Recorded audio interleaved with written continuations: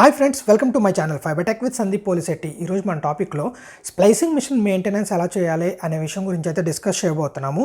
ఈ మిషన్ అయితే నేను లాస్ట్ 2 years నుంచి అయితే యూజ్ చేస్తున్నాను. సో నేను ఎలా మెయింటెనెన్స్ చేస్తున్నాను అనే విషయాన్ని ఈ వీడియోలో మీతో షేర్ చేసుకోబోతున్నాను. సో జనరల్గా ఈ మెయింటెనెన్స్ వచ్చేసరికి మనకి 2 types ఉంటాయి అన్నమాట. 2 types ఏంటంటే మేజర్ వచ్చి క్లీనింగ్ అనమాట. క్లీనింగ్ ఎలా చేస్తాము అనేది మేజర్ టాస్క్ ప్లే చేస్తుంది స్ప్లైసింగ్ మిషన్లో. ఒకటి వచ్చేసరికి మనకి ఎక్స్టర్నల్ పార్ట్ అనమాట. ఎక్స్టర్నల్ పార్ట్ని ఎలా క్లీన్ చేస్తామనేది ఫస్ట్ మనకు ఉండే టాస్క్.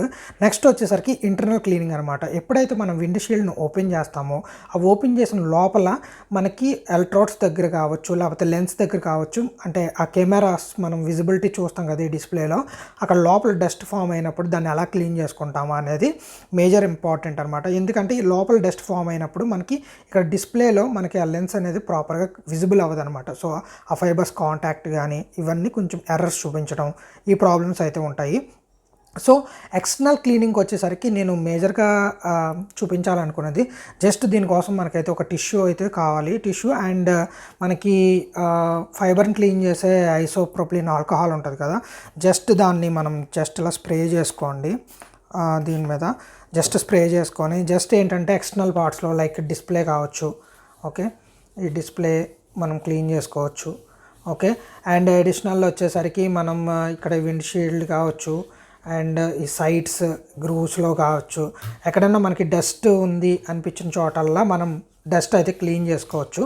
సో ఈ ఏరియాస్లో మనం ఓపెన్ ఏరియా అనమాట, అంటే ఫిజికల్ ఏరియా మొత్తం అంతని మనం అయితే ఈ టిష్యూస్తో నీట్గా క్లీన్ చేసుకుంటే ఎక్స్టర్నల్ డస్ట్ అంతా పోతుందన్నమాట.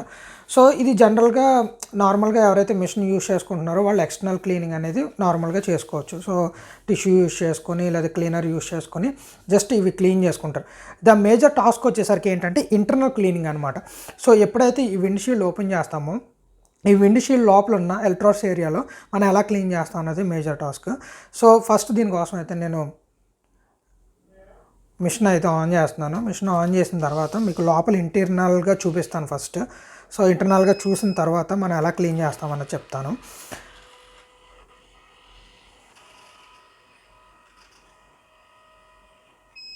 సో ఇక్కడ స్ప్లైసింగ్ మిషన్ అయితే ఆన్ అయింది. ఆన్ అయిన తర్వాత మేజర్గా నేను ఇంటర్నల్ క్లీన్ చేయడానికి నార్మల్గా యూజ్ చేసే 2 products ఏంటంటే, ఒకటి ఇది ఒక పెయింటింగ్ బ్రష్ అనమాట. పెయింటింగ్ బ్రష్లో చాలా స్మాల్ సైజు, ఇది జనరల్గా మనకి 10 to 15 రూపీస్ ఉంటుంది. ఇంకొకటి వచ్చేసరికి ఇయర్ బడ్స్ అనమాట.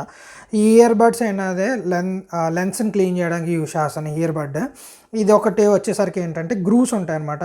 ఆ గ్రూవ్స్ అంటే సైడ్లో ఉండే మనకి ఫింగర్తో మనం యాక్సెస్ చేయలేని చోట ఈ బ్రష్తో క్లీన్ చేసుకుంటాము.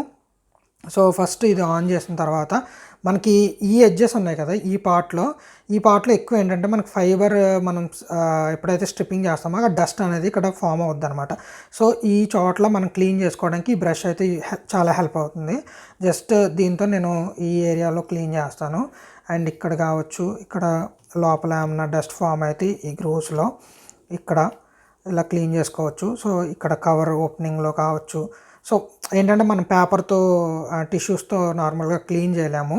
సో ఆ కేసెస్లో ఈ బ్రష్ పెట్టి నీట్గా మనం క్లీన్ చేసుకోవచ్చు అనమాట. సో కొన్ని ఏరియాస్లో ఈ సైడ్ ఏరియాస్ కావచ్చు, ఈ ఏరియాలో మనకి ఇక్కడ చూస్తే మనకి ఇక్కడ నోటిఫికేషన్ ఉంటుందన్నమాట. మనం ఇక్కడ ఏమి స్ప్రేస్ కానీ బ్లోయర్స్కి పెట్టి కొట్టకూడదు, ఇవన్నీ ఇక్కడ ఇండికేషన్ ఉంటాయి. సో ఇవి మనం ఫాలో అవ్వాలి.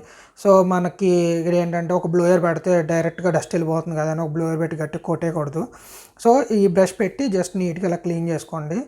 సో మీకు ఏంటంటే రఫ్గా ఉన్న ఏమన్నా స్ట్రిప్పర్ నుంచి వచ్చే డస్ట్ కానీ ఇవన్నీ మనం అవాయిడ్ చేసుకోవచ్చు అనమాట. సో మనం ఈ హోల్డర్స్ని కూడా ఓపెన్ చేసుకొని కావలిస్తే మనం ఇక్కడ కూడా క్లీన్ చేసుకోవచ్చు. ఓకే, సో ఈ బ్రష్ అనేది ఇక్కడ ఎలా ఉపయోగపడుతుంది. నెక్స్ట్ వచ్చే టాస్క్ ఏంటంటే లోపల లెన్స్ ఉంటాయి అన్నమాట. ఇక్కడ ది ఎలక్ట్రోడ్స్ కింద కరెక్ట్గా మనకి లెన్స్ ఉంటాయి. బాగా దగ్గరగా చూస్తే మనకు అబ్జర్వ్ అవుతుంది. నేను జూమ్ చేసి చూపిస్తాను మీకు ఇక్కడ. సో ఇక్కడ లోపల లెన్స్ ఉంటాయి. సో ఈ లెన్స్ అనేది మనం క్లీన్ చేసుకోవాలి.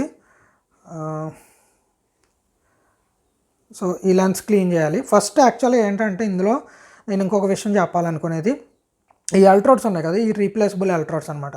సో ఈ ఎలక్ట్రోడ్స్ మనం జనరల్గా ఏంటంటే చాలామంది ఇయర్ బడ్ అనేది ఈ సైడ్ ఈ సైడ్ నుండి ఇలా లోపలికి పెట్టి ఇయర్ బడ్ ఇక్కడ క్లీన్ చేస్తారు లెన్స్.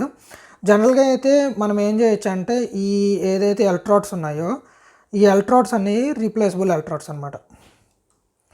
సో మనం జస్ట్ ఇలా ఓపెన్ చేస్తే ఓపెన్ అయిపోతాయి.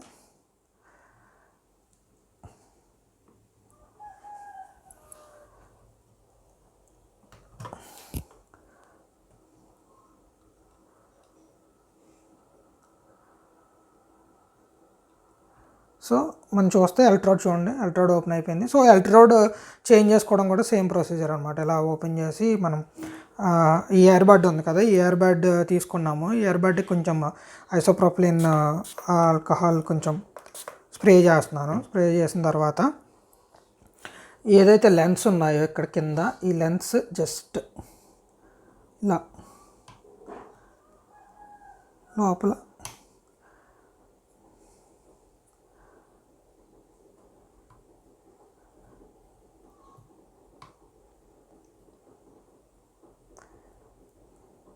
ఏదైతే మనకి మైన్యూట్ డస్ట్ మనకి కొంచెం డస్టీగా ఉంటుందో ఆ డస్ట్ అయితే మనం ఇలాగా క్లీన్ చేసుకోవచ్చు అన్నమాట. ఇక్కడ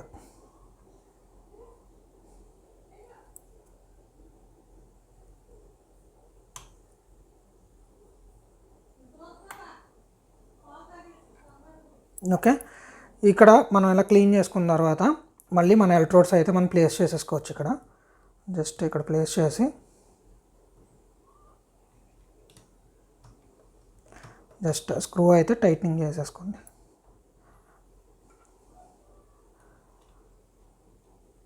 ఒకవేళ ఇఫ్ ఇన్ కేస్ మనం ఎలక్ట్రోడ్స్ చేంజ్ చేసుకోవాలన్నా జస్ట్ ఇలాగే ఎలక్ట్రోడ్స్ చేంజ్ చేసుకోవచ్చు. మనకి ఎలక్ట్రోడ్ సెట్ వస్తారు కదా, అడిషనల్ సెట్.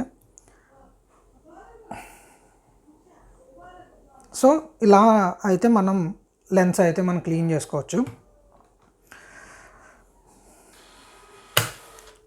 సో ఇప్పుడైతే నేను క్లోజ్ చేస్తాను అనమాట.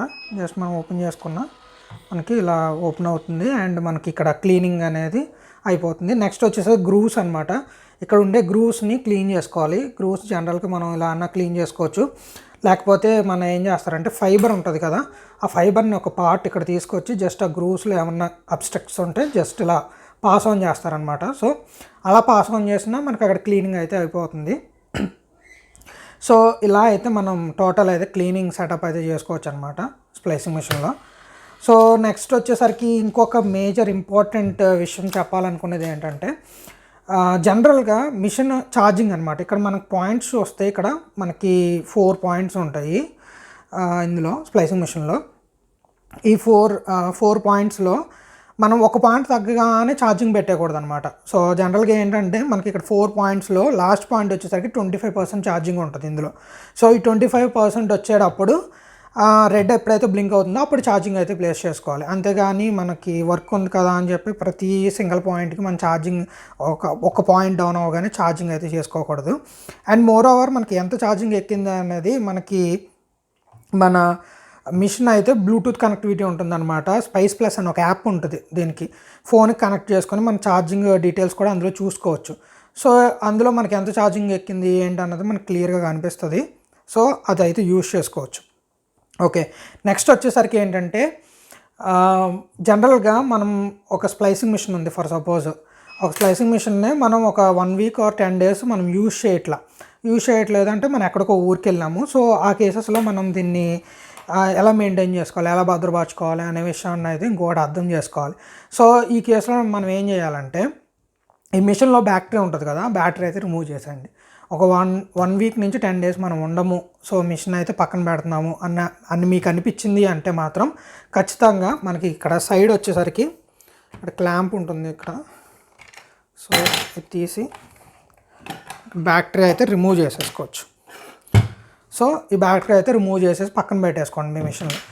సో మళ్ళీ మీరు ఎప్పుడైతే వచ్చిన తర్వాత అప్పుడు ఈ బ్యాటరీ ఈ మిషన్లో వేసుకొని మళ్ళీ ఆన్ చేసుకోండి. ఎందుకు ఈ ప్రాసెస్ చేయమంటున్నానంటే జనరల్గా మనం ఎప్పుడైతే మనం మిషన్ యూజ్ చేయకుండా మన బ్యాటరీ అందులో ఉందో ఈ బ్యాటరీ అనేది డ్యామేజ్ అయ్యే ఛాన్సెస్ ఉంటాయి. దాని ఎఫెక్ట్ మిషన్ మీద చూపిస్తుంది. సో దీనివల్ల ఏంటంటే మన మిషన్ స్పాయిల్ అయ్యే ఛాన్సెస్ ఉంటాయి అండ్ బ్యాటరీ కూడా స్పాయిల్ అయిపోతుంది.